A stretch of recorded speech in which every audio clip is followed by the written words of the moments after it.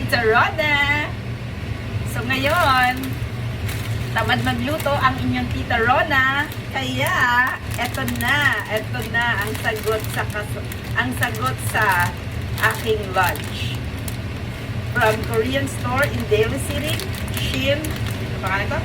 Shin Green. Kaya lang, nagkamali ako dahil spicy siya. So, kailangan daw ng 2 cups ng kumukulong tubig. And then, may mga kasama siyang mga panglagay. Ito ay soup base. So, pag kumukulo na, hinaan natin habang nagsasalita ako. And then, meron siyang flakes. Meron din siyang another soup base. Hindi ko alam kung bakit dalawa. So, tingnan natin. Ang bango niya. Bango-bango. Bango pala. Sana naman ay masarap. Bango kaya. Tapos tingnan natin kung dadagdagan ng ano nga yun? Yung kulay red na soup base.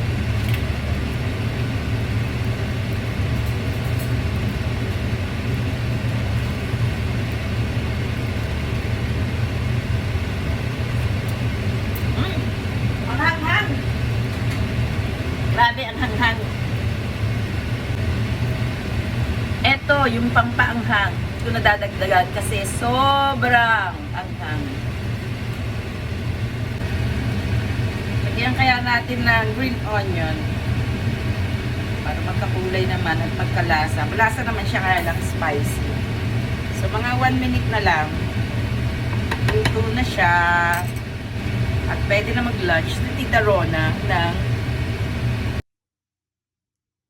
ayan na, ang aking instant noodles from Korean store. Pero dinagdagan ko siya ng lechon kawali at saka yung corn, boiled corn ni Gracia. Ayan. So ako lang po ang magla-lunch, wala si Gracia. Sarap kaya. Ay, umausok pa. Ang galing. Masarap siya. Kaya lang, super spicy. Dapat pala hindi ko na nilagay yung red. Para lang dun sa gustong-gusto ng mga spicy food, pwede yung red packet. Para lang dun sa may mga gusto ng spicy food, yung red, what's called this? Yung budbud na red. Sa akin, dapat hindi ko na nilagay.